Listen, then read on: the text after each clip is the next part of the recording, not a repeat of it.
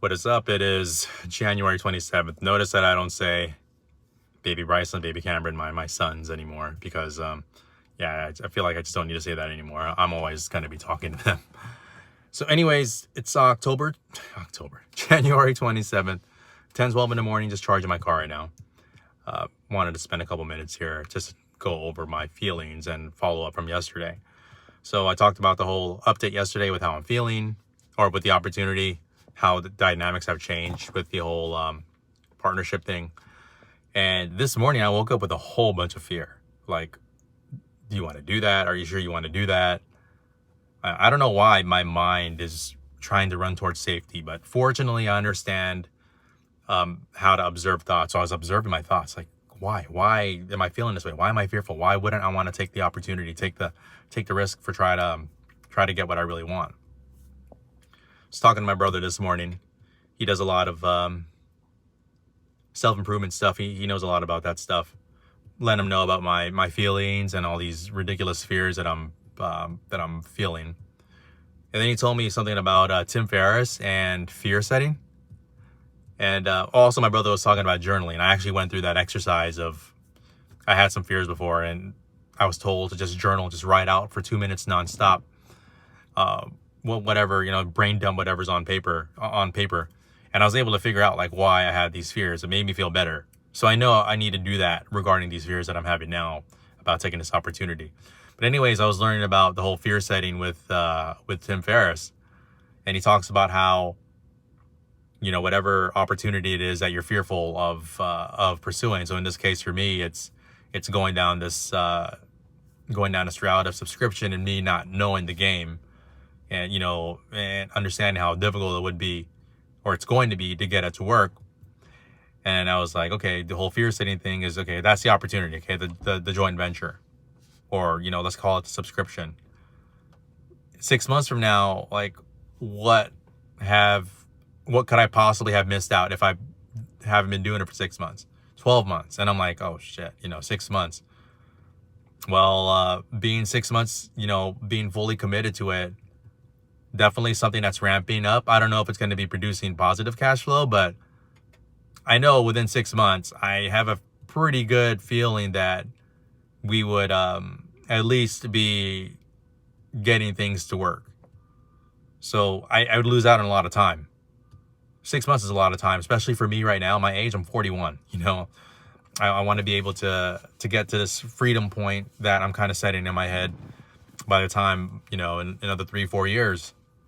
I'm like, damn, because I can't do that with what I'm doing now with my core business. It just doesn't, I can't.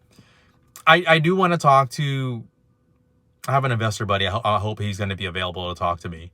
But I do want to see, I want to do my due diligence, because I have a call with my buddy on Monday to really go over what I want the subscription with the whole thing to be, with the agreement, how many points he should get, all this and that, how the business should be structured. But I just want to see, like, if I continue with my core business, like, what type of obstacles would I have to go through to build it to be able to get an 8-figure exit,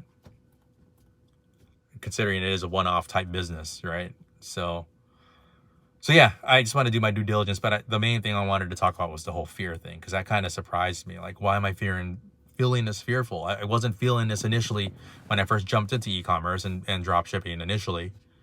But at the same time, I didn't have really much to lose at that time. My consulting business had a couple clients, but just start running ads. It doesn't take long.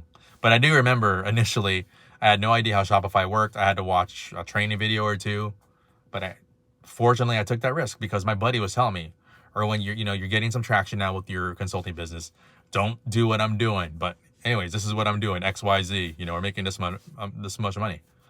I'm so glad that I took that risk, the very low risk at the time. It's actually the same thing if I think about it now where I'm at. So I'm glad to be talking about this, because this subscription business is going to take a couple $100,000 or whatever. I have the money. It's not like it's going to be, I'm spending my life savings. So just thinking about it logically doesn't make any sense. Like, why would I not try to pursue this? I guess I just know that I need to be all in, and I'm just concerned, knowing me, my head being in the clouds, at times, a lot of times, that I'm going to lose the focus because it's going to require 100% focus to get it to work. I totally get it. It's competitive space. So anyways, yeah, I just wanted to talk about the fear setting. That was really cool. I need to do that exercise. It's 10:17 now. I have a call with my guy at 11 o'clock to go over some ads and stuff. Looks like Facebook's actually continuing to do well today, which is good. But again, that's the downside of having a lot of your business getting traffic on just one traffic source, or a lot of it on one traffic source. It's like 90% of our traffic right now, because you are at the mercy of Facebook. So yeah, it sucks. It's good when it works, but unfortunately, nothing always works. You need to diversify. So anyways, that's it for now. I will talk about, I'm going to reach out to my investor buddy. I'm hoping that he's going to be available to talk this weekend. And then I'll give feedback on, and my, I'll discuss, because I want to see if I really could get to the goal I want to get with my core business, but I want to see what type of road is ahead for me. Because if I sell the business right now, if it was just based on profits, let's say it got a 2-3 multiple, and I know that's not the only thing that you look at, but that's what, only $3-4 million, you know, and dude, that's before taxes, which is freaking crazy. It won't get me anywhere near my goal. So I need to see what else I would need to do to get to my goal. And so far, it's being in that uncomfortable zone. And that's where all the growth is. I remember I used to be in Toastmasters. I was actually a Toastmaster for 2 years.